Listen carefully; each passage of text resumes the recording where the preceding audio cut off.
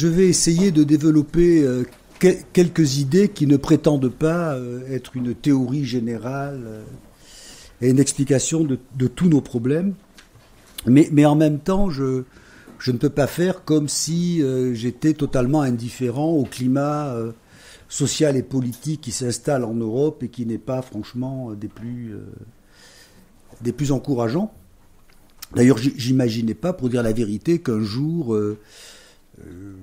ce que j'avais cru être le progrès se renverserait d'une manière aussi profonde que nous l'observons. Alors, je vais partir de la question des inégalités, qui est une question extrêmement traitée, et sur le fameux retour des inégalités. Enfin, Alors, je voudrais tout de suite dire, quitte à me rendre pas trop populaire, que la France ne fait pas partie des pays dans lesquels il y a un retour massif des inégalités. Quand on regarde les enquêtes de l'INSEE, c'est pas si clair que ça. C'est pas si clair que ça.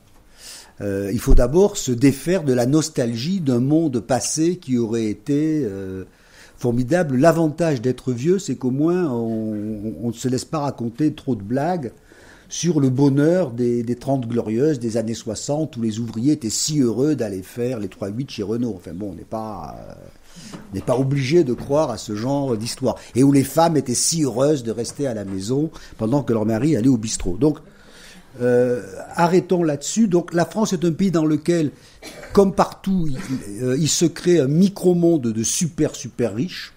Bon, vous lisez Piketty, dans lequel il y a des gens qui décrochent en bas, mais si on prend un coefficient de Gini, qui est un calcul assez simple, qui veut dire grosso modo les 10% les plus riches, les 10% les plus pauvres, grosso modo la France reste un pays égalitaire.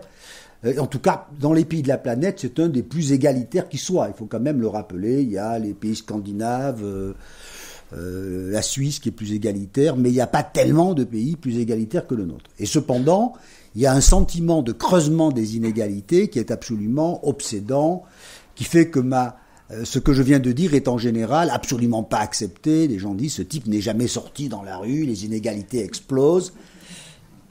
Bon. Elles n'explosent pas, mais en tout cas, le sentiment qu'elles explosent, lui, est extrêmement fort, et c'est un fait sociologique majeur, évidemment, de cette impression que les inégalités explosent. Ça n'est pas le cas partout. Je rappelle que si on prend le coefficient de Gini, enfin donc les 10%, grosso modo, aux États-Unis, on est revenu à 1910, c'est-à-dire qu'on a doublé entre la fin des années 60 et aujourd'hui, on a doublé l'écart entre les plus riches et les plus pauvres, et on l'a doublé avec des politiques visant à le doubler, et des politiques issues de pouvoirs démocratiquement élus par le peuple. Enfin, donc ça pose quand même un certain nombre de problèmes. Alors, cette explosion telle qu'on se la représente des inégalités, en général, on se l'explique de manière que je ne vais pas contester, qui est parfaitement évidente, indiscutable. C'est les mutations du capitalisme qui expliquent mécaniquement le creusement des inégalités. Alors, je ne suis pas économiste, mais on peut évoquer deux mécanismes assez simples. Quand vous ouvrez complètement les marchés, c'est-à-dire que vous n'êtes plus dans la France du général de Gaulle, où on ferme les frontières, où on a de l'inflation compétitive, etc., eh bien, les travailleurs les moins qualifiés sont en concurrence dans un système de concurrence internationale, et d'une certaine façon, le salaire de l'ouvrier français devrait être aligné sur le salaire de l'ouvrier chinois, qui devrait être aligné sur le salaire de l'ouvrier vietnamien. D'ailleurs, les Chinois s'inquiètent aujourd'hui de l'ouvrier vietnamien. Parce que des classes ouvrières sont en concurrence, alors que jusque-là, elles l'étaient relativement peu. On le comprend tous. Deuxième conséquence, évidemment, les États-providence deviennent eux-mêmes en concurrence, puisque le prix du travail, c'est très largement le prix des protections sociales, des transferts sociaux. Et donc, c'est une explication extrêmement convaincante à laquelle on peut rajouter l'explication Piketty, à savoir que quand le taux de croissance est faible, eh bien, les revenus du capital étant plus élevés que les revenus du travail, ceux qui ont du capital rentrent dans une croissance géométrique de leurs revenus, retour de la rente, on revient à Balzac, etc., etc. Donc ce sont des explications que je ne conteste pas, mais qui pour moi posent quelques problèmes, parce qu'elle traite très souvent des inégalités entre les plus riches et les plus pauvres. Mais comme vous l'avez peut-être remarqué, les inégalités, et surtout les inégalités qui nous font mal psychologiquement, sont pas celles qui opposent les plus riches aux plus pauvres. C'est celles qui nous opposent les uns aux autres dans une échelle des inégalités qui concerne les classes moyennes, les gens qui sont au-dessus du salaire médian, en dessous du salaire médian, qui ont 2 fois le salaire médian, c'est-à-dire vous et moi, en clair. Et là, il y a un rapport aux inégalités qui ne s'explique pas uniquement par la transformation du capitalisme. Je suis, pour parler de manière un peu ridicule, un spécialiste des inégalités scolaires. Bon, ben, les inégalités scolaires ne s'expliquent pas, le croissance des inégalités scolaires ne s'explique pas par la croissance des inégalités économiques. Chacun sait que la France a beaucoup plus d'inégalités scolaires que ce que supposerait la seule amplitude des inégalités économiques. Voilà. Il y a des pays socialement plus égalitaires que le nôtre et qui sont scolairement moins inégalitaires que le nôtre. Donc, même si toujours l'origine sociale affecte les résultats scolaires, c'est pas un rapport mécanique. Il y a des mécanismes de production des inégalités à l'intérieur même des, je dirais, du ventre mou de la société. Il y a un grand nombre d'inégalités ne s'expliquent pas directement par Wall Street, la City, Shanghai et tout ça. On aimerait bien parce que c'est pas de notre faute. Alors, cet argument, disant c'est la faute à l'économie, est un argument qui est moralement très agréable, parce que ça permet de dire je défends les inégalités dont je bénéficie, les autres, c'est pas ma faute. Comme dans les cours de récré, c'est pas ma faute. Mais il y a un tas d'inégalités, c'est notre faute.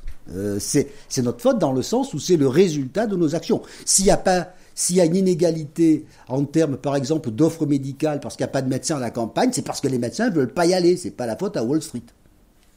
C'est parce qu'ils préfèrent être ophtalmo à Strasbourg que médecin de campagne dans les Vosges, pour des raisons qui ne sont pas très mystérieuses. Le nombre de bagnoles qu'on achète n'est pas le même dans les deux cas. Donc voilà un type d'inégalité qui a été dénoncé hier dans Le Monde, qu'on expliquera très mal par les mutations générales du capitalisme. Bon. Donc, la question qu'il faut se poser, c'est pourquoi, au fond, pendant 80 ans, on a réduit les inégalités. Qu'est-ce qui fait qu'on a réduit les inégalités pendant 80 ans et de manière formidable? Alors, je dis on, c'est l'ensemble de l'Europe occidentale, y compris les Anglais, plus le Canada et les États-Unis, dans les pays qu'on appelait, quand j'étais étudiant, les pays capitalistes modernes. Voilà.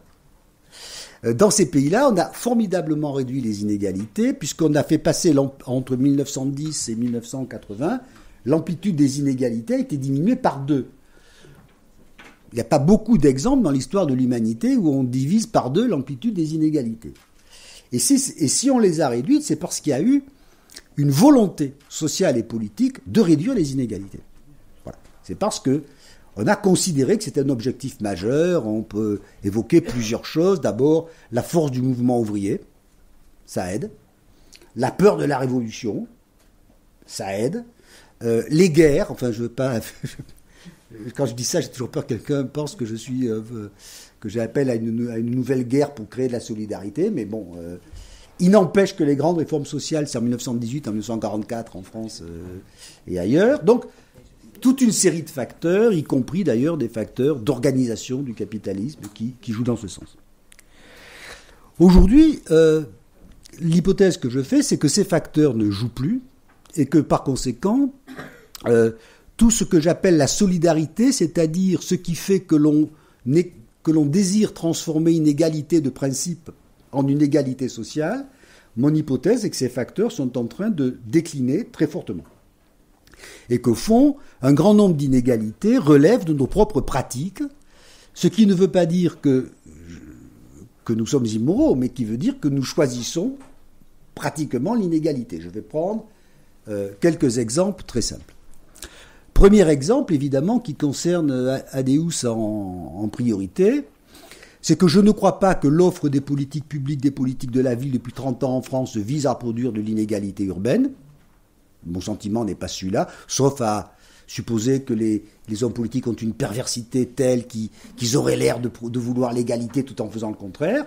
Simplement, il s'est installé une logique du séparatisme social qui fait que nous préférons vivre avec des gens qui nous ressemblent, hein, et surtout nous voulons vivre le plus loin possible des plus pauvres, et que ça n'est pas considéré comme une attitude perverse, méchante. Voilà, la ville se reconstitue comme ça, sans qu'il y ait rien à dire, et moi je suis très peu porté à faire de la morale là-dessus, parce que je suis plutôt même agacé quand ceux qui ne voudraient jamais aller vivre dans certains quartiers en appellent à la mixité sociale à laquelle ils ne voudraient jamais participer. Bon, on y reviendra. Qu'est-ce qui se passe tout simplement ? J'essaierai de l'expliquer tout à l'heure. Je crois que le système des inégalités s'est transformé, et en s'individualisant, les inégalités étant vécues de plus en plus sur un registre individuel, l'égalité des autres est une menace. Voilà, au fond, c'est le triomphe de Tocqueville. Tocqueville a gagné la bataille sur Marx de ce point de vue, on pourrait dire ça. On pourrait le montrer avec les paradoxes que ça crée quand on dit, par exemple, aux agences d'urbanisme et aux organismes HLM, soyez sympas, logez en priorité les plus pauvres, mais mettez-y aussi des classes moyennes. Faites de la mixité sociale. C'est une injonction formidable, mais ça sera dur. Parce qu'il n'est pas évident que les uns et les autres aient très envie de rentrer là-dedans. Le deuxième exemple que je prends, qui est pour moi le plus manifeste, c'est les inégalités scolaires en France. La France, on le sait, avec les enquêtes PISA, a une amplitude, a deux caractéristiques scolaires tout à fait déterminantes et fâcheuses.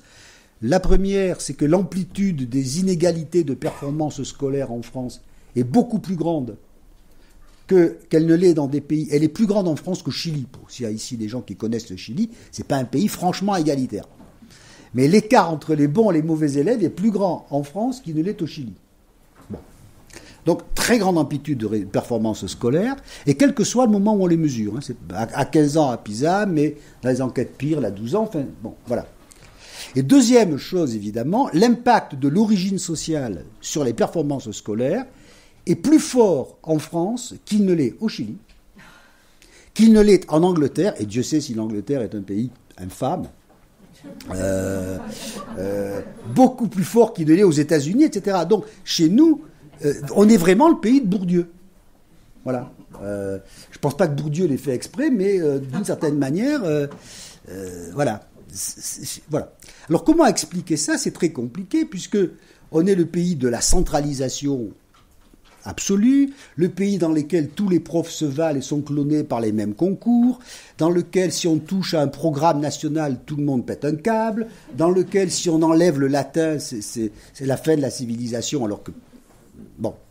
Le pays des concours de la méritocratie absolue, le pays avec les programmes nationaux, enfin bon, on a tout pour être plus égalitaire que les autres et on l'est moins. Alors je crois qu'on l'est moins pour une raison extrêmement simple, c'est que si nous avons tous intérêt à ce qu'il y ait une égalité scolaire collectivement, nous avons tous intérêt à la plus grande inégalité scolaire individuellement. Puisque dès lors que nous sommes convaincus que dans une école de masse, le destin social de nos enfants est déterminé par le niveau scolaire qu'ils auront à l'âge de 17 ans, le niveau scolaire qu'ils auront à l'âge de 17 ans n'est défini que par l'inégalité relative du niveau scolaire de nos enfants par rapport à celui des autres. Ce qui fait que quand vous accueillez vos enfants le soir à la maison, vous ne leur dites pas « Bonsoir chérie, t'as passé une bonne journée », c'est « T'as eu des notes ». Et la deuxième question, c'est « Et les autres, combien ils ont eu ?» Et je dis ça parce que tous les lycéens que j'ai interviewés, j'en ai vu beaucoup, me le racontent en disant « Et après, la soirée s'organise en fonction des réponses. » Voilà. Les autres ont une mauvaise note et toi des bonnes, tu sors, tu vas au ciné, tu fais ce que tu veux. Voilà. Bon. Ce qui fait que, par exemple, puisqu'il y a ici des scientifiques, tout le monde se précipite sur les terminales S et tout le monde fuit les facs de sciences. Il y a moins de monde dans les facs de sciences que les terminales S supposeraient qu'il y en eût. Voilà. Parce que c'est pas pour faire des sciences qu'on va en S, c'est pour être meilleur que les autres, etc., etc. Donc là, on a un mécanisme que nous connaissons tous, qui fait que d'une certaine façon, non seulement nous préférons l'inégalité comme dans la manière de se loger, mais nous la voulons. Quand on voit les réactions incroyablement violentes qu'il y a eu à la réforme proposée par Najat Vallaud-Belkacem sur le collège, et qui disait on arrête de faire des classes de niveau sous prétexte de latin ou de classe européenne, on a vu une défense du latin absolument grotesque, et les classes européennes, c'est très simple, c'est des classes qui coûtent 2 fois plus cher que les autres, dans lesquelles il n'y a que des enfants blonds. Point. Et des enfants de profs, qui sont évidemment particulièrement blonds. Enfin, je ne veux pas dire qu'ils sont blonds, je veux dire que leur cerveau est particulièrement blond. Voilà. Et on pourrait multiplier à l'infini ce genre d'affaires. L'autre jour, je rencontrais des profs de classe prépa, et je leur rappelais que pour 80 000 élèves de classe prépa en France, l'État distribue 70 millions d'euros de colle. Bon. Et que pour 4 millions d'élèves au collège, l'État distribue 35 millions d'euros d'aide sociale pour les plus pauvres d'entre eux. Je peux vous dire que les profs de prépa que j'ai vus, ils étaient, il faut dire, en groupe, c'était leur congrès, on trouvait ça parfaitement honorable et m'ont fait remarquer que, après tout, ces cols ne comptaient pas pour la retraite. Parce que la moitié d'entre eux sont trotskistes, je signale au passage. Voilà, bon. Donc, tout ça n'a rien à voir avec l'idéologie, je veux bien me faire comprendre. On est dans un mécanisme qui ne s'explique absolument pas par la mondialisation, la transformation du capitalisme, l'économie, quoi que ce soit. On pourrait prendre d'autres exemples sur cette croissance des inégalités, enfin en tout cas sur ce mécanisme de production des inégalités, qui est la substitution d'une conception de la justice par rapport à une autre. Quand vous regardez les discours sociaux français, quasiment jusqu'aux années 2000, la conception de la justice sociale en France, c'est l'idée qu'il faut réduire les inégalités entre les positions sociales. Il faut faire de la justice, être juste, c'est faire que les riches donnent aux pauvres de manière à ce que la distance entre les riches et les pauvres se réduise. Donc redistribution, État-providence, enfin, toute cette rhétorique qui a été le cœur de la rhétorique de gauche pendant un siècle. Bon. Et quand vous écoutez, que vous lisez les choses, vous vous rendez compte que ce modèle de justice a complètement été remplacé par un autre, ou quasi complètement remplacé par un autre, qui est l'égalité des chances. D'ailleurs, les mots ont un sens. Et l'égalité des chances, qui est un modèle de justice incontestable, ne dit pas qu'il faut réduire la distance entre les plus riches et les plus pauvres, mais que tout le monde doit avoir les mêmes chances de devenir riche. Ce qui n'est pas exactement la même chose. Et donc, on ne va plus dénoncer l'exploitation, etc., mais les discriminations. Donc, la figure de la victime, c'est plus l'ouvrier exploité, c'est la femme, pardonnez-moi, mesdames, ou le jeune issu de l'immigration qui subit une discrimination, c'est-à-dire qu'il ne bénéficie pas d'une compétition équitable. Ce modèle de justice, il est peu contestable, il a des fondements philosophiques robustes, il est au cœur du modèle américain qui n'est pas infernal. Bon. En tout cas, le passage de l'un à l'autre a des conséquences. Première conséquence, évidemment, c'est que quand vous raisonnez en termes d'égalité des chances, vous avez toujours les yeux rivés sur les élites. Quelque chose d'extrêmement frappant. Par exemple, quand vous voulez dénoncer les discriminations faites aux femmes, vous dites qu'il n'y a pas assez de femmes au 440, il n'y a pas assez de femmes au gouvernement, il n'y a pas assez de femmes au Collège de France, mais vous ne dites pas qu'il y a trop de femmes caissières au supermarché. Ça, je ne l'ai jamais entendu. C'est-à-dire que vous jugez de l'efficacité de la justice du système à partir du sommet du système. Donc on va dire, il n'y en a pas assez à Normal Sup, pas assez à Sciences Po, pas assez, etc. Mais personne ne dit, il y a trop d'immigrés dans les lycées professionnels. Or, je vous assure qu'il y en a vachement. Il y en a beaucoup. Enfin, vous comptez en centaines de milliers côté lycée professionnel, vous comptez en quelques centaines du côté grandes écoles. N'en dites pas que je sois contre le fait qu'on ait des politiques permettant aux élites, aux enfants d'accéder à l'élite.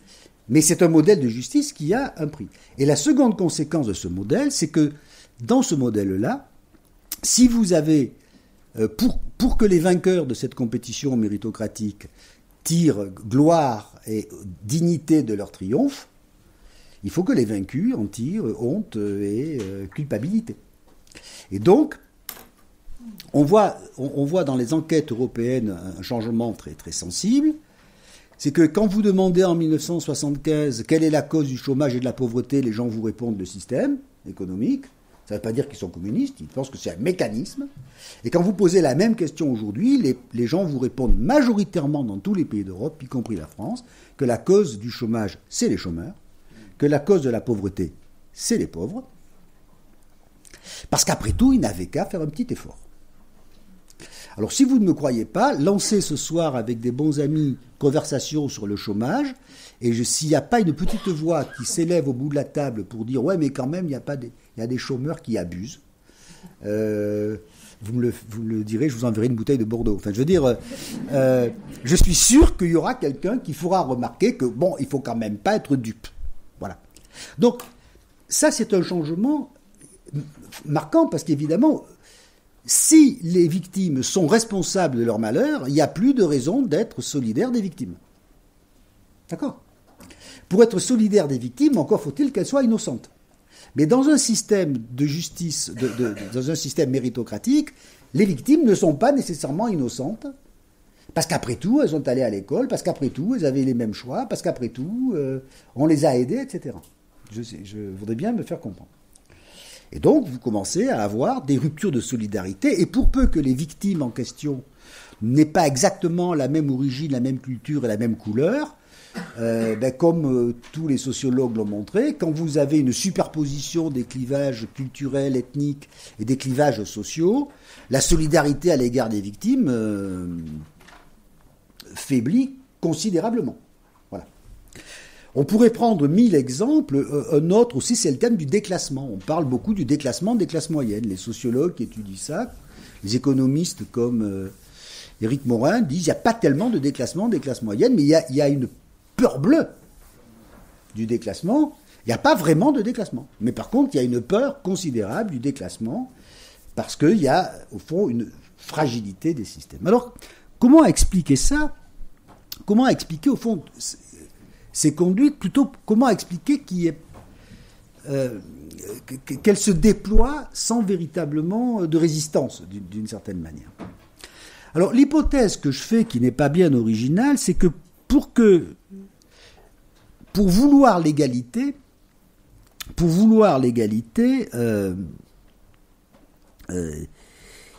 il faut s'appuyer sur des mécanismes et sur des imaginaires.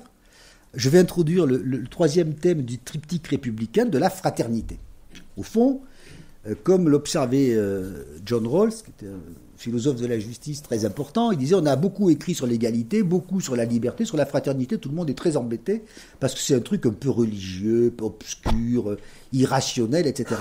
Mais la fraternité, c'est essentiel si on veut ne pas affirmer simplement que les individus sont libres et égaux, ce qu'on affirme aisément, mais pour faire que cette égalité soit aussi une égalité sociale. C'est parce que ça suppose, évidemment, que nous nous sentions responsables des autres et que nous soyons prêts à faire des sacrifices pour les autres, ou que les autres soient prêts à faire des sacrifices pour nous. Alors, tout ça, c'est des mécanismes. Et d'ailleurs, il y a un très beau livre de Rosan Vallon qui explique comment, au fond, c'est ça qui a permis, pendant presque un siècle, une certaine réduction des inégalités sociales. Alors je crois que ces mécanismes de solidarité en France se sont appuyés sur trois grands piliers, trois grands à la fois mécanismes et imaginaires, pour dire les choses simplement. Premier imaginaire, c'est que nous sommes... Ça a été... Alors quand j'étais étudiant, tous les jeunes sociologues que nous étions fonctionnalistes, soit version américaine, soit fonctionnalistes version marxiste. Bon. Mais au fond, c'était pas très important que l'on soit plutôt version. Alors, c'est des personnages de la tribu des sociologues, ça n'a aucun intérêt. Hein. Mais soit plutôt version Durkheim, Parsons, soit plutôt version Althusser.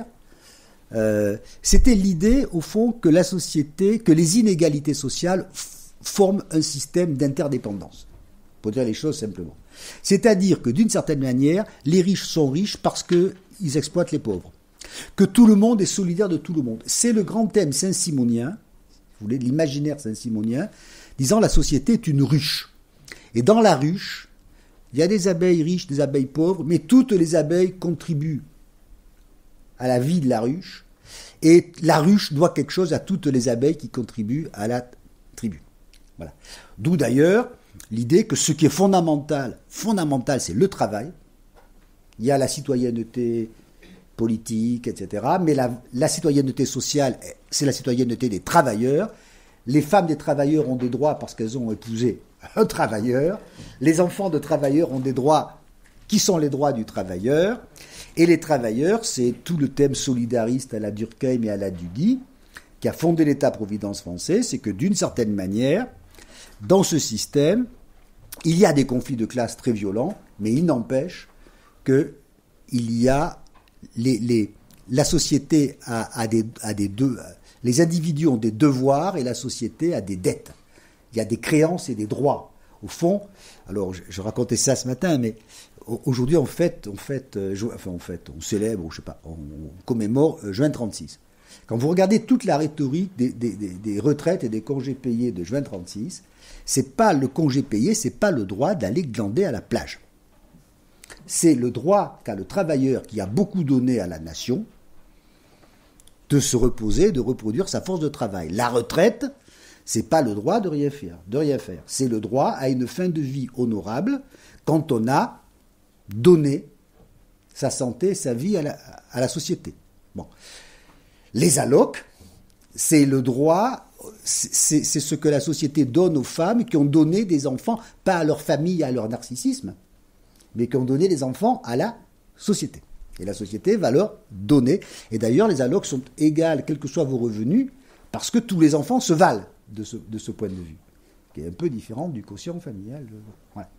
Donc, ce que j'essaie de vous faire comprendre, c'est qu'au fond, le capitalisme était à la fois un système organique, d'autant plus organique, évidemment, qu'on était dans des capitalismes nationaux, où l'on produisait des biens nationaux, où l'on consommait des biens nationaux, et je racontais tout à l'heure que mon papa, il roulait en Peugeot, et il consommait de l'essence Total, en roulant sur des pneus Michelin, pendant qu'on mangeait du chocolat Poulain, tout en regardant la télévision Philips, sur la marque Frigidaire, enfin bon. Aujourd'hui, ma chemise, je ne sais pas d'où elle vient, mon ordinateur non plus, à part ça, je suis contre la mondialisation, mais voilà. Donc, ça c'est fondamental. Évidemment, c'est une solidarité appuyée sur le travail, fondamentalement sur le travail. Le deuxième pilier de la solidarité, c'est évidemment en France la substitution de l'institution scolaire à l'institution religieuse. Moi, j'avais fait un livre il y a quelques années qui m'avait beaucoup amusé, montrant que l'école républicaine française avait été pensée exactement dans les termes de l'Église catholique. Au fond, l'école républicaine française voulait fabriquer des républicains de la même manière que l'Église fabriquait des croyants. Bon. Et rien ne ressemblait plus à un curé qu'un instituteur, sauf le mariage qui a permis à l'espèce des instituteurs un développement démographique supérieur, mais avec l'idée qu'on n'est pas là pour créer. Quand vous lisez les textes des pères fondateurs de l'école républicaine, le thème de l'égalité des chances n'apparaît jamais. Il y a une école pour les ouvriers, une école pour les bourgeois, une école pour les filles, une école pour les garçons. Si vous êtes exceptionnellement bon, vous pourrez changer d'école, mais l'école ne promet à aucun enfant qu'il va grimper dans la société. Elle lui promet d'en faire un petit Français républicain. En lui proposant d'ailleurs une culture commune, une langue commune, avec une obsession orthographique dont les gens de mon âge ont énormément eu à souffrir, puisque au fond un vrai Français maîtrise l'imparfait du subjonctif. D'ailleurs, on le voit de temps en temps quand on a des débats grotesques sur l'accent circonflexe. On vous dit la nation ne s'en remettra pas si on enlève l'accent circonflexe. Enfin, quand vous discutez de ça avec des non-français, ils nous trouvent... ils ne comprennent pas que notre rapport à la langue est un rapport religieux parce que c'est un rapport national, etc., etc. Bien. Donc l'école, c'est l'institution qui va faire que tout le monde aura une sorte de subjectivité sociale et politique commune, d'une certaine manière. Voilà, des valeurs, des principes, et vous avez remarqué que l'an dernier, quand il y a eu ces attentats abominables, tout le monde s'est retourné vers l'école en disant à l'école, sauvez-nous, refonder la citoyenneté, la civilisation, la laïcité, etc. Ce qui est un réflexe qu'on a logiquement vers les églises. Il n'y a que les Français qui demandent à l'école de les sauver. Les autres pays demanderaient ça à l'église plutôt, enfin aux églises. C'est ce qui me paraît plus raisonnable parce qu'au fond, on sait que ça ne marchera pas. Tandis qu'avec l'école, on peut croire que ça pourrait marcher. Bon, voilà. Donc, ça, c'est un pilier fondamental. Donc, je vous demande de croire que les gens ont ça dans la tête, au fond, dans l'école. Et puis, le troisième pilier, qui est un pilier très ennuyeux, qui est un pilier que les gens de gauche comme moi ont beaucoup de mal à articuler parce que il y a eu Pétain, il y a eu la guerre de 14, il y a eu la guerre d'Algérie, etc. Mais c'est que la société, c'est une nation. Voilà, ce qu'on a beaucoup de mal à dire. Mais la solidarité sociale repose sur le sentiment imaginaire, irrationnel, disait Durkheim, magique, du fait qu'on est une nation, c'est-à-dire qu'on a pas une réalité, mais qu'on partage un récit, qu'on adhère à une sorte de récit, à un imaginaire de la langue, de l'histoire, du paysage, etc., etc. Bon. D'ailleurs, ce récit, en général, il est tellement intériorisé qu'on ignore qu'on l'a intériorisé, ce qui fait que quand vous entendez la Marseillaise, vous avez les larmes aux yeux en vous disant « mais qu'est-ce qui m'arrive alors que je croyais que je m'en foutais ?» Voilà.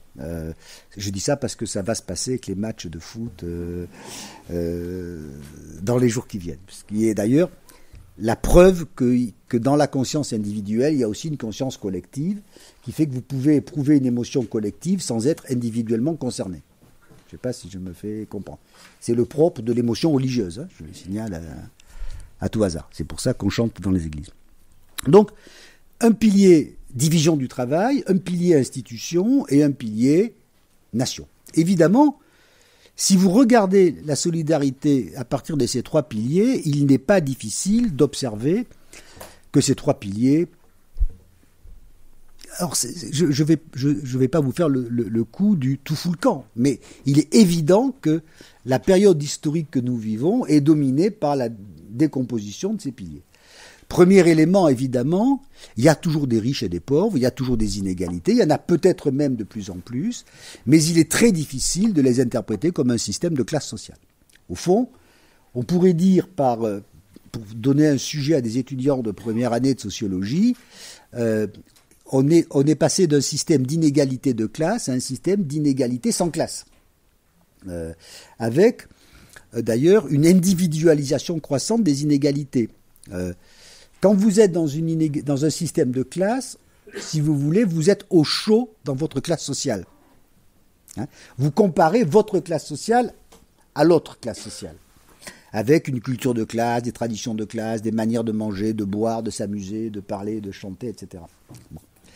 Aujourd'hui, vous êtes dans un système où les inégalités sont vécues sur un registre beaucoup plus personnel, parce qu'au fond, on est dans des sociétés qui sont plutôt définies par la sorte de hiérarchisation infinie d'une culture de masse ou d'une culture de classe moyenne, plus que par la juxtaposition de cultures de classe relativement étanches. Et donc, le sentiment d'inégalité est vécu beaucoup, beaucoup plus mal, parce que c'est moi qui suis inégal. Je prends un exemple pour bien me faire comprendre.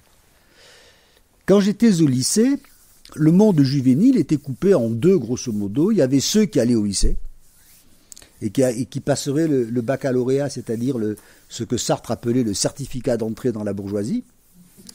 Ça n'est plus le cas, je le signale. Et puis ceux qui n'allaient pas au lycée, qui étaient en 1965, la moitié des jeunes de 16 ans étaient au travail. On oublie ce très petit détail. Aujourd'hui, si vous prenez les inégalités entre jeunes, elles n'opposent pas ceux qui vont au lycée ou ceux qui font des études et ceux qui n'en font pas. Elles sont rentrées directement dans le système scolaire. Quel lycée, quelle filière, quelle langue vivante, quelle an d'avance. Et donc le sentiment d'inégalité est beaucoup plus vif qu'il n'était, parce que vous êtes directement confronté aux inégalités, Alors qu'autrefois, les inégalités pouvaient être beaucoup plus fortes, mais d'une certaine manière, avec une grande distance sociale, qui fait que l'enfant d'ouvrier ne se sentait pas humilié de ne pas être au lycée, alors qu'il se sent aujourd'hui humilié d'être dans le lycée où personne ne veut aller, et dans la filière du lycée où personne ne veut aller, etc. Ce qui fait d'ailleurs qu'ils deviennent agressifs, violents, décrocheurs, parce qu'ils ne sont pas contents de la manière dont ils sont traités au nom de leur égalité. Deuxième exemple, ma grand-mère était bien plus inégale par rapport à mon grand-père que ne l'était ma mère par rapport à mon père. Ma femme, je le regrette beaucoup, est probablement plus inégale par rapport à moi que mes filles ne le sont par rapport à leur mari. Mais les plus en colère, c'est mes filles. Il n'y a aucun doute là-dessus. Il n'y a aucun doute là-dessus parce qu'elles sont rentrées dans un système d'inégalité fine, les mêmes diplômes, plus de diplômes, les mêmes capacités. Et donc, quand il reste quelque chose de l'ordre d'une inégalité, c'est devenu totalement intolérable et totalement personnel. Je ne sais pas si je me fais bien comprendre. Ce qui fait qu'on a cet aspect de colère. Alors que logiquement, si la colère était le reflet des inégalités objectives, nos arrière-grand-mères auraient dû être folles de rage. C'est plutôt nos filles. Et nos petites filles, j'en ai quelques-unes, ça me paraît mal embarqué.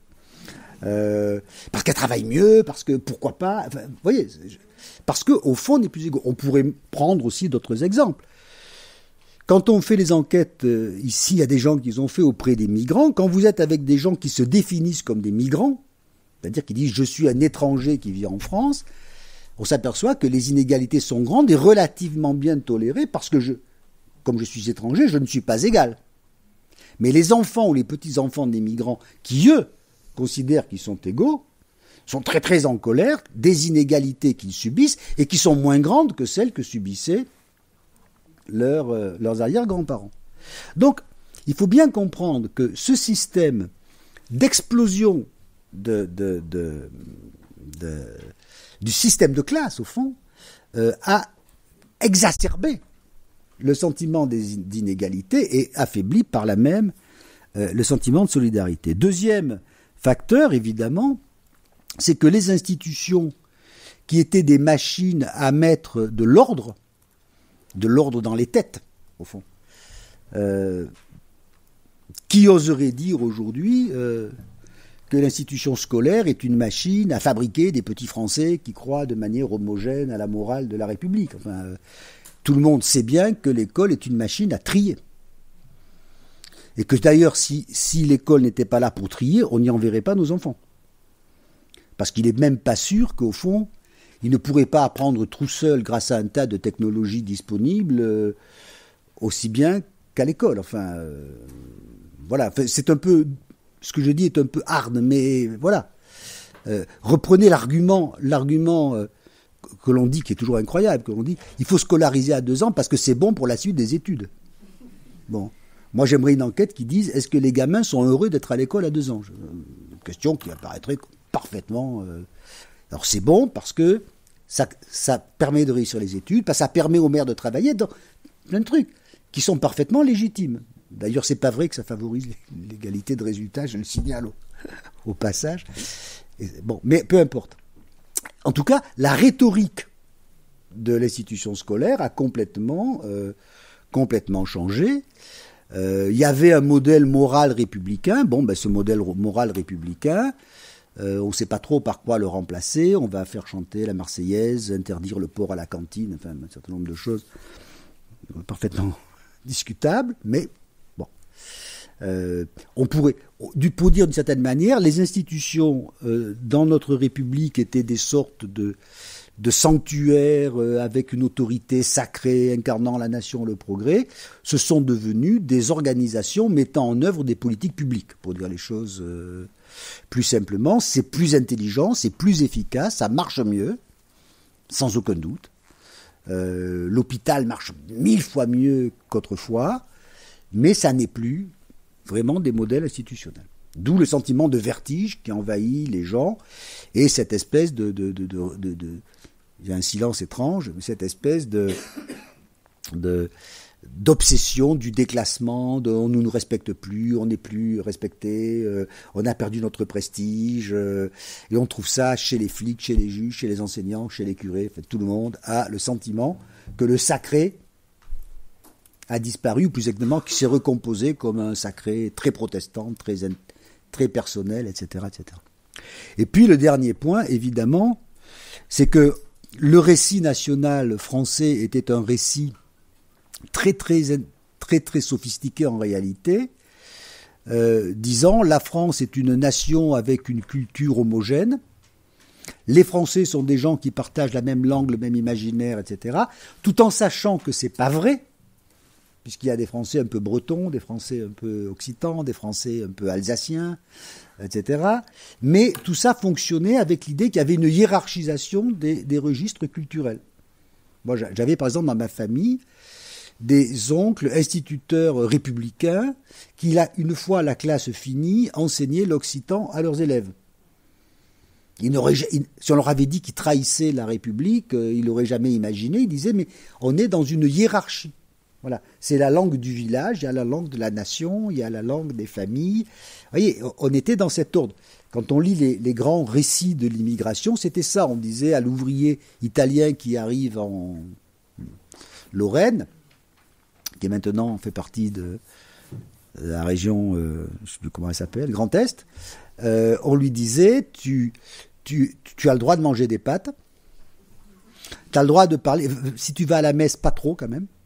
Bon, parce qu'on reprochait beaucoup aux Polonais de trop aller à la messe, voilà.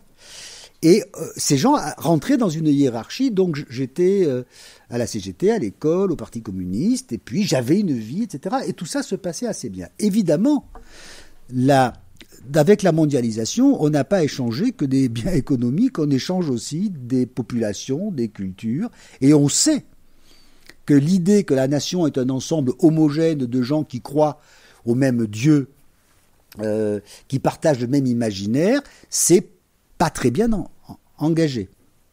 Et au fond, c'est fini. Je signale d'ailleurs que ça n'a pas duré très longtemps. C'est une histoire qui se constitue en Allemagne, en France, en Angleterre, entre les années 1850 et les années 1980. Ça a duré un peu plus d'un siècle. Voilà, les gens avant étaient d'abord auvergnats, d'abord alsaciens, etc. Donc, le moment de 1905, si vous voulez, que cette loi extraordinaire 1905, pourquoi elle a marché si bien ? C'est parce qu'en 1905, on va séparer l'Église et l'État en disant il y a des Français qui vont à la messe et qui ont le droit d'y aller, il y a des Français qui ne vont pas à la messe, qui ont le droit de ne pas y aller, mais ils sont tous catholiques. Non, mais je ne plaisante pas. C'est-à-dire qu'il va de soi que leurs enfants s'appellent Pierre, Paul, Marie, Jeanne, etc. Il va de soi qu'ils se marient à l'église, pour la plupart, même quand ils sont membres du Parti communiste. Il va de soi qu'ils mangeront du poisson le vendredi, les uns pour célébrer un rite religieux, les autres parce que c'est mieux sur le plan diététique, c'est ce qu'on m'expliquait chez moi, mais enfin quand même c'était poisson le vendredi. Comprendra ses vacances à Pâques, etc. Donc, ça a marché assez bien parce qu'il y avait eu un background culturel, et puis les juifs et les protestants étaient très favorables à cette loi qui les protégeait de l'impérialisme catholique. Bon, aujourd'hui, il n'y a pas un seul pays du monde qui pourrait se prévaloir de faire une loi 1905 là-dessus, parce que même les gens qui ne vont plus à la messe sont tellement loin de la religion qu'ils ne comprennent pas ce qui s'y passe. Enfin, ils appellent d'ailleurs leurs enfants, ils leur donnent des noms de voitures ou de héros de feuilletons télé. Enfin, il faut dire, bon, voilà. Donc, cet imaginaire, le sentiment national reste très fort, mais il ne marche pas. Devant cette espèce de décomposition, dont il faut bien comprendre que dans les enquêtes, elle est une décomposition subjective. Ce que je raconte, c'est ce que beaucoup de gens vous disent vivre personnellement. Ce n'est pas une représentation de la société, c'est une subjectivité d'une certaine manière. Quand les gens vous disent ma société, j'ai une très jolie formule dans un entretien que j'ai fait, où les gens vous disent la société m'abandonne. Je ne reconnais plus le monde dans lequel je vis. Je ne reconnais plus. Voilà. Je ne reconnais plus l'école, je ne reconnais plus la nation, je ne reconnais plus le travail. Tout ça est devenu se défaire. Alors évidemment, plus on est dans les classes moyennes supérieures qui sont passées de l'autre côté, c'est ridicule. Mais quand vous êtes dans les classes qui s'en tirent moins bien, qui voyagent moins, qui prennent moins l'avion, etc., eux, cet imaginaire de la solidarité, c'était leur stock. C'était le stock naturel de la vie sociale, pour dire comme ça. Que l'on partageait d'ailleurs, que l'on soit de droite ou de gauche, quand on y réfléchit, c'était le stock du général de Gaulle et du Parti communiste. De ce point de vue-là, c'était le même imaginaire, au fond, de social. Ce qui fait qu'aujourd'hui, devant ce déclin de la solidarité, on voit émerger, et de manière extrêmement inquiétante, sans que ça soit en Europe l'effet d'une crise économique, ça c'est une position sur laquelle je serais tenté de ne pas caler, on voit émerger ce qu'on appelle de manière extrêmement maladroite, mais il faut utiliser le vocabulaire qui nous est donné, on voit émerger ce qu'on appelle le populisme. Alors le populisme, ça n'est pas du tout le populisme à la latino-américain, c'est pour ça que je suis ennuyé, parce que le mot populisme a un sens très précis quand vous êtes argentin, brésilien, etc. Le populisme, ça veut dire que vous avez aujourd'hui une rhétorique du retour de la solidarité qui mobilise l'imaginaire du monde perdu. Voilà, c'est le monde perdu. Hein. Donc, qu'est-ce qu'on dit ? On dit, sortons de l'Europe, sortons du monde, sortons de la mondialisation et retrouvons la ruche nationale. Voilà. Ce qui est un thème traditionnellement très à droite, mais aussi pas complètement absent à gauche et à la gauche de la gauche. Bon. Sortons de l'Europe. Alors, bon, on y reviendra. Retrouvons notre vieille classe ouvrière, retrouvons nos vrais paysans, retrouvons le monde qui a disparu socialement. Retrouvons une bourgeoisie nationale. Les plus anciens parmi nous appelaient ça le capitalisme monopoliste d'État, qui est un mot complètement dingue, qui était le mot du programme commun de la gauche, qui voulait dire que la France était dirigée par des hauts fonctionnaires et des grands entrepreneurs. Ce qui fait rêver, d'ailleurs, aujourd'hui, on aimerait bien que ça soit dirigé par ça. Bon. Deuxième élément, vous avez toute une rhétorique extrêmement forte de retour aux institutions. Retrouvons les institutions perdues. Alors moi qui m'intéresse beaucoup à l'école, je peux vous dire que le climat scolaire dominant est extrêmement conservateur. C'est-à-dire, ne calons pas sur les programmes, sur la sélection, sur le redoublement, restaurons l'autorité. Vous verrez dans la campagne électorale qui se dessine, vous verrez le nombre de discours sur restaurons l'autorité des enseignants, restaurons la famille. Bon. Il y a l'appel à, au fond, un conservatisme culturel extrêmement fort. En France, pas tellement, mais dans beaucoup de pays, beaucoup plus fort que chez nous. Et puis le troisième thème, évidemment, c'est retrouvons la nation à jamais perdue, c'est-à-dire virons les autres. En clair, demandons-leur de hiérarchiser leur identité sur le modèle national, c'est-à-dire d'être musulmans et protestants, mais surtout protestants, c'est-à-dire d'avoir un rapport à la religion purement intérieur, sans manifestation publique, et ça casse de tous les côtés.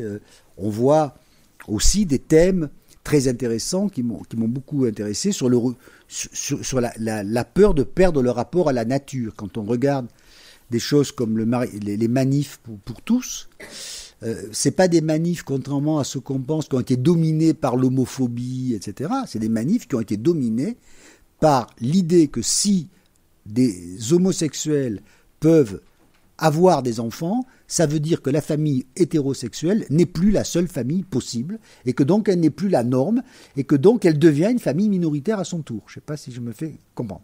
Hein.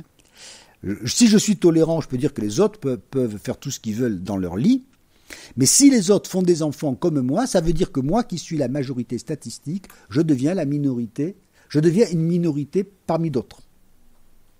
Je ne sais pas si je me fais comprendre. On a ça d'ailleurs sur un tas de thèmes. S'il y a des minarets, ça veut dire que notre religion devient une religion minoritaire parmi d'autres, etc., etc.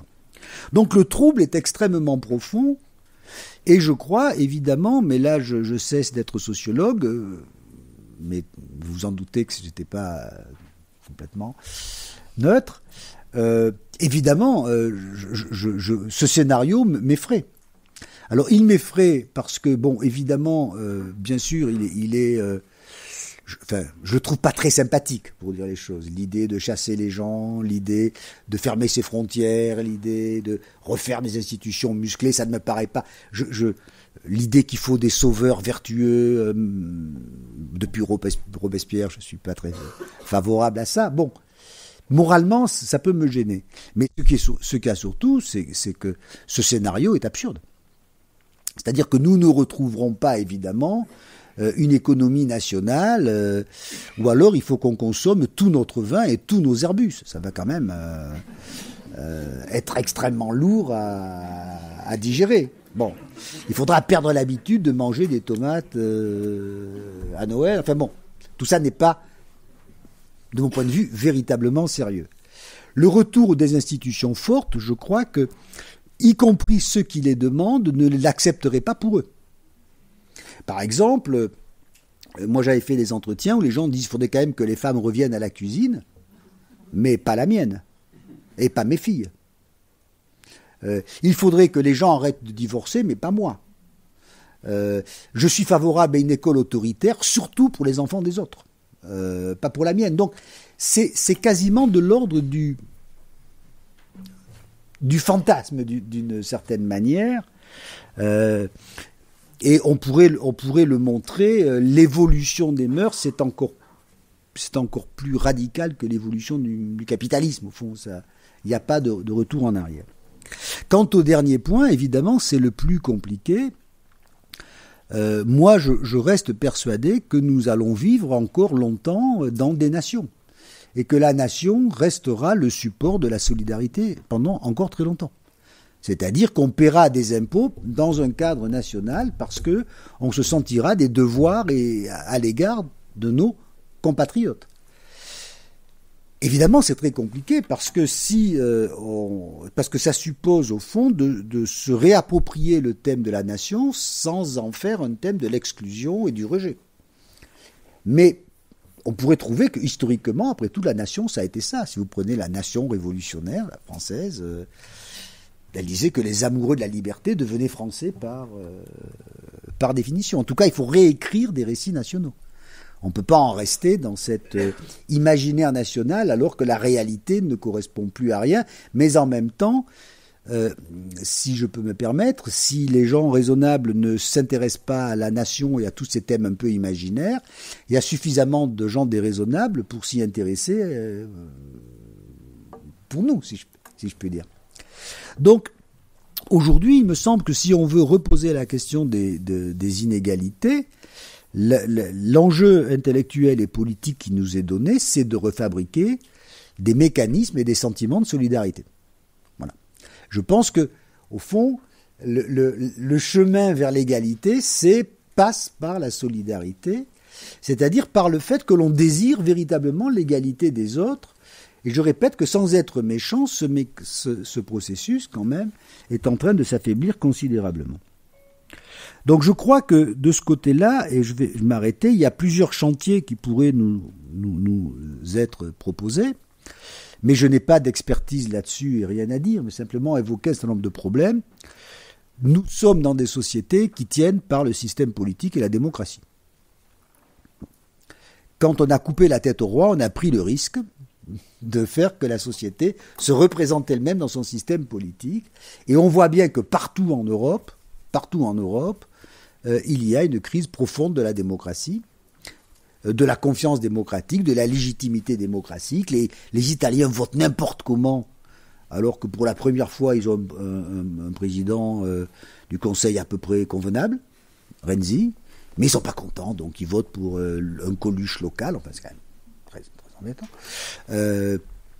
Je ne parle pas des Anglais, parce que je ne veux pas être désagréable, mais qui, pour régler une histoire de politique interne, font ce truc, et Boris vient de déclarer qu'il ne se sentait pas tellement chaud pour être Premier ministre, parce qu'au fond, il n'avait pas prévu le coup. Enfin bon, Enfin bon, voilà. Trump aux États-Unis. Enfin, je veux dire, on voit bien partout qu'il y a un véritable enjeu, en France aussi, et que ça pose des problèmes, à mon avis, de réactivation de la vie démocratique, mais c'est pas simple. Probablement en France de constitution, qui quand même donne le sentiment d'être à la fois ni très démocratique, ni très efficace. Enfin, c'est quand même la double critique qu'on peut faire aujourd'hui au système démocratique, c'est qu'ils sont peu démocratiques et pas très capables d'agir. Alors que, au fond, avant on faisait des critiques en disant il n'est pas très démocratique, mais au moins il peut agir. Voilà. Il ne peut pas agir, mais au moins il est très démocratique. Là, on a le sentiment qu'on est dans une situation, enfin je laisse ça de côté, mais on ne pourra pas éviter ce chantier. Parce que, je répète, le sentiment de solidarité suppose que nous nous représentions nous-mêmes comme société dans un espace politique, puisque ça n'est plus l'espace religieux que nous partageons, c'est l'espace politique. Deuxième chose qui me paraît très, très importante, je pense qu'on s'est beaucoup trop... Enfin, je comprends qu'on se soit beaucoup intéressé à l'emploi, mais j'ai le sentiment qu'on s'est peut-être plus... on ne s'intéresse plus assez au travail. Et qu'il y a quand même aujourd'hui une forme de destruction du travail, pas de l'emploi, mais du travail, qui fait que les sentiments tous les modes de management qui se développent visent quand même à individualiser, à mettre en concurrence, à briser des solidarités de travail qui avaient des fondements moraux et culturels extrêmement forts. Ça, c'est un problème. Mais le problème qui m'intéresse le plus, c'est que vous savez que en France, une fois que la redistribution sociale a été faite, le taux d'inégalité, l'écart d'inégalité qui était de 7 passe à moins de 4. Donc, vive l'impôt. En termes d'égalité, vive l'impôt. Bon. Mais ça suppose, ce système de redistribution suppose qu'il soit légitime. Or, on s'aperçoit qu'il est de moins en moins légitime. C'est-à-dire que les riches, alors les riches, c'est une métaphore, que les riches disent « je ne veux plus payer pour des gens qui ne le méritent pas, et d'ailleurs, je ne sais pas à quoi ça sert, ce que je paye ». Et les pauvres disent de manière tout autant illégitime « on ne fait jamais rien pour moi ». Non. Quand vous prélevez 57% de la richesse nationale du PIB, que vous la redistribuez, dont 33% sous forme de prestations de protection sociale, vous ne pouvez pas dire qu'on ne fait rien. C'est pas vrai. C'est pas vrai. N'empêche que ce qui s'est passé, c'est que depuis une trentaine d'années, notre système est de prélèvement, mais ça, s'il y a des élus ici, ils le savent, notre système de prélèvement et notre système de distribution est devenu si totalement illisible que chacun a le sentiment d'être grugé. Je ne sais pas si je me fais bien comprendre. Au fond, pour avoir ce que les sociologues appellent de la confiance, il faut avoir une représentation au moins sommaire des mécanismes d'échange qui jouent dans une société. Or, je m'étais amusé à voir qu'il y avait en France, alors j'ai les chiffres là, 458 niches fiscales, 600 régimes de retraite, 60 000 régimes de retraite complémentaires, 19 régimes d'assurance maladie. Je ne parle pas des dérogations fiscales, je ne parle pas du fait que bien souvent, plus personne n'a l'idée du prix, du prix de ce qu'on reçoit. Je raconte une anecdote que les étudiants trouveront un peu désagréable. On avait réuni les étudiants de première année à Bordeaux parce qu'ils avaient l'habitude désagréable de ne pas venir en cours. Et on leur avait dit, ben voilà, vous coûtez 3 000 € par an. Des gens ont payé pour que vous fassiez des études. Les profs sont payés, les locaux sont chauffés.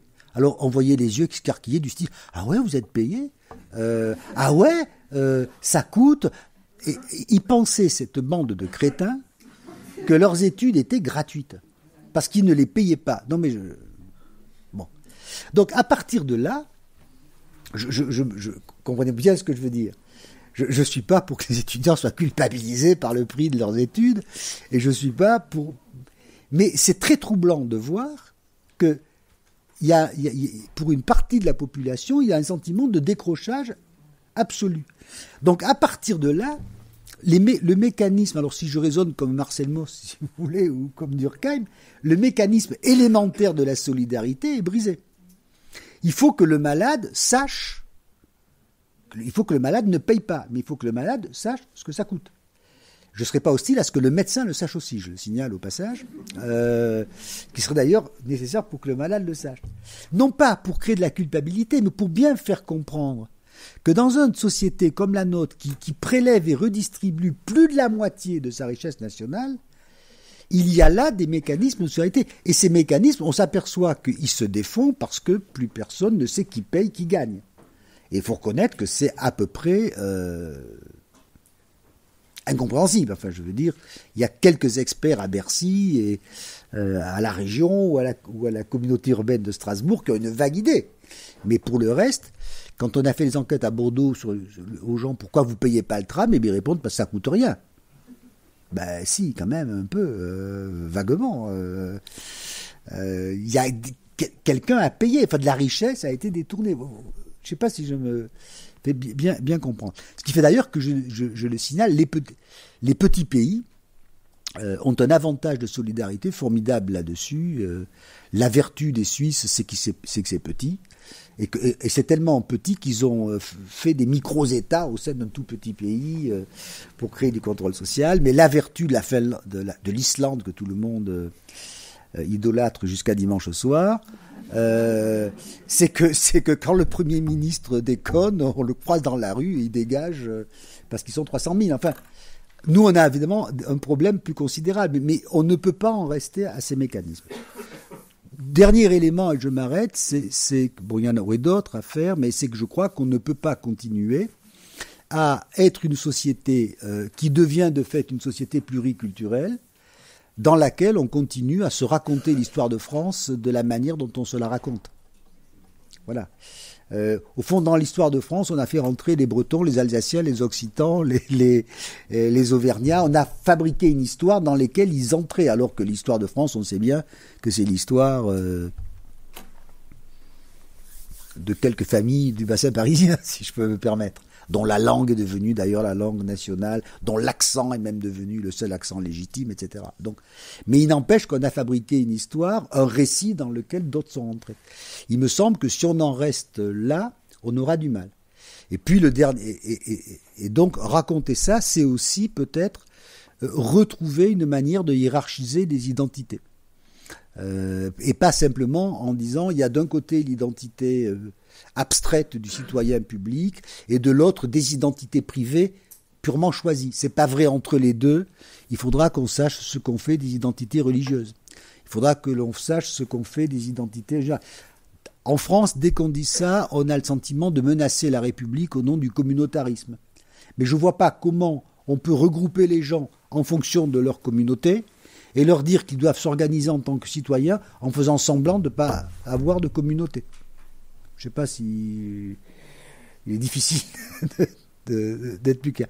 Or, un tas de pays y arrivent plutôt pas mal à ça. C'est-à-dire qu'ils hiérarchisent assez bien des systèmes de droit, des systèmes d'obligations. Je pense, j'évoquais ce cas, mais tout le monde est très fasciné par ce cas. Je pense au Canada.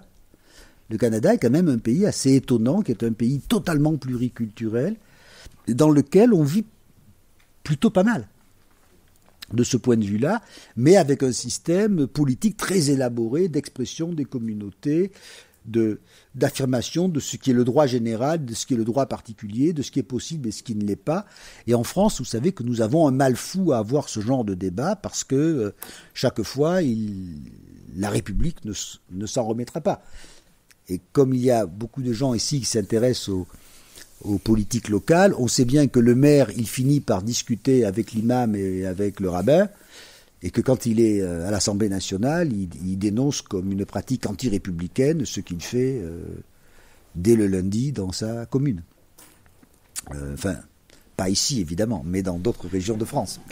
Voilà, donc je crois qu'il faudrait que, si on veut résister à cet appel très étrange à la solidarité, qui est en fait un appel régressif et d'exclusion, il faut que l'on comprenne à quel point les enjeux symboliques, imaginaires, sont des enjeux essentiels, parce que au fond, actuellement, nos sociétés se détricotent très largement de ce côté-là, et pas simplement du côté crise économique. Je voudrais rappeler que l'Autriche va très bien et vote très mal, que la Pologne va plutôt bien, en tout cas bien mieux qu'elle n'ait jamais allé dans son histoire et qu'elle vote très mal, que les Anglais votent pas très bien, bon, voilà, et que nous votons très mal. Et que c'est pas en réduisant le chômage de 3 points que l'on va régler ce problème. Donc, voilà ce que je voulais dire sur l'égalité et la solidarité.